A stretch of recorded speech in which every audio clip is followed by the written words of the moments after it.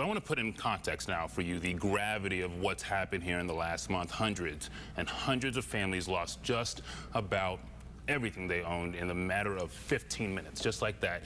And now they're jumping around looking for permanent housing while dealing with whatever else life may be throwing at them. Today I met with one family who has basically had life throw darts at them from every possible angle.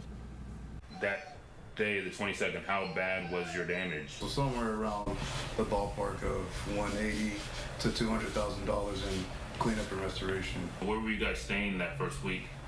Motel 6, right there in National City. Mom actually paid for all of us to be there for like the first week with my kids included, and all of us right here and our 4 dogs.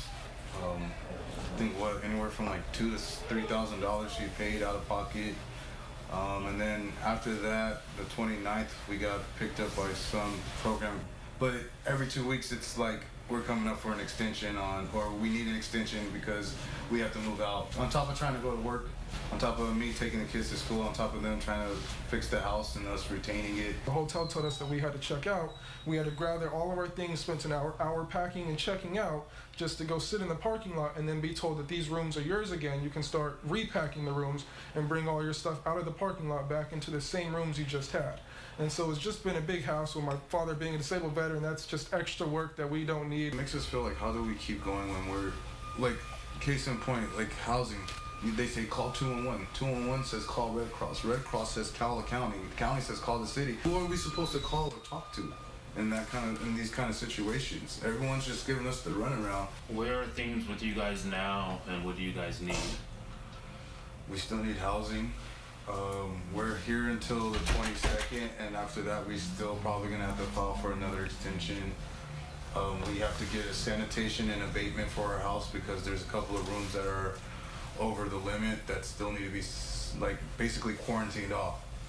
So we still need help with quarantining that. We still need help with cleaning. There's still so much debris still left over. We are getting food for donations, but since we're staying here in a hotel, where do we put it? We're running out of room to even take donations. We have to be able to come up and pay for rent as well as continue to pay the mortgage. So that's 2 households I will have to pay for.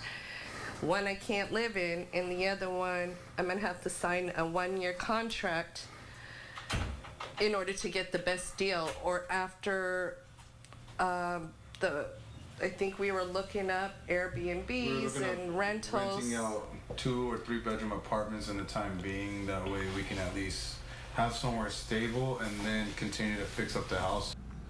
And the dad you saw on that hotel room bed is a military veteran who lost the lower part of his leg while serving our country. Coming up at 6, more on his story and the extra challenge it presents for this family. At 5 o'clock, we showed you some of the challenges the Spring Valley family is facing from the floods last month. Those floods only adding to the challenges they were already facing of their dad losing the lower part of his leg while serving our country.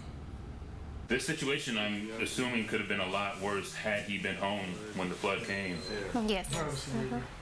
Yes, my daughter was shot by my bed. She was shot by my bed. If I had been in it, I could have been electrocuted. Because it shocked her when she went to unplug it. So you've lost your home, you're trying to remediate the house, your dad's dealing with an injury, she's gotten electrocuted, you've been hurt. How overwhelming is all of this for you guys? It's very overwhelming for me.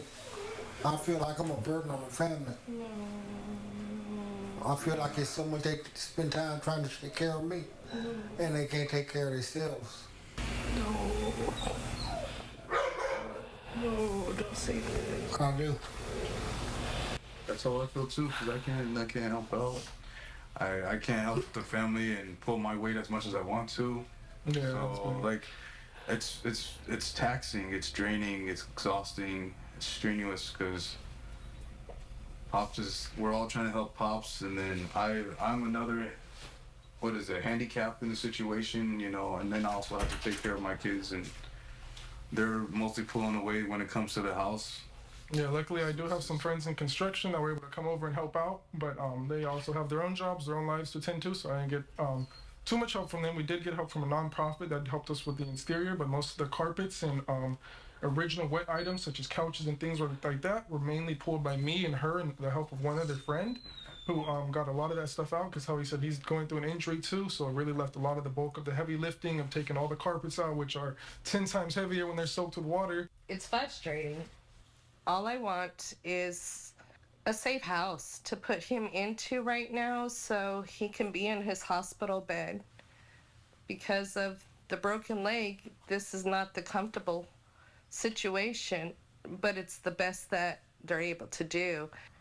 But we as a family are not going to put him in a nursing home. We fought too much to bring him home over a year.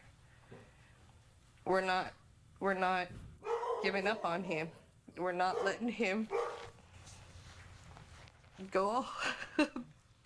Can't get away from us that easy. The beautiful thing is how you all are sticking together through all of this, though. I will say that. This 10 News Pinpoint Weather Report is sponsored by Anderson Plumbing, Heating, and Air. Nobody wows clients like we do. Bringing in meteorologist Megan Perry now. That family, just one of so many families. We're talking about hundreds of families that have lost so much. I didn't even mention it in that story, but that dad, during all of these last few weeks, actually broke his femur again because of them trying to transport from house to house. And again, hundreds and hundreds and hundreds of families are going through this, lost everything, and are dealing with whatever else life is throwing at them because of these floods. Yeah, you've really talked to a lot of people. I mean, for weeks and weeks you were out there, and it's just, I give you credit because I'm like, those families, my heart breaks for them. it's hard. It's very hard. And we're so grateful that you're telling their stories, because if you're not there, nobody's there to tell their stories and to help them out. So you're doing some good work, and we appreciate it. I'm like tearing up, and you're the one out there doing it. So it's hard. Yeah, I just feel for that family. Absolutely.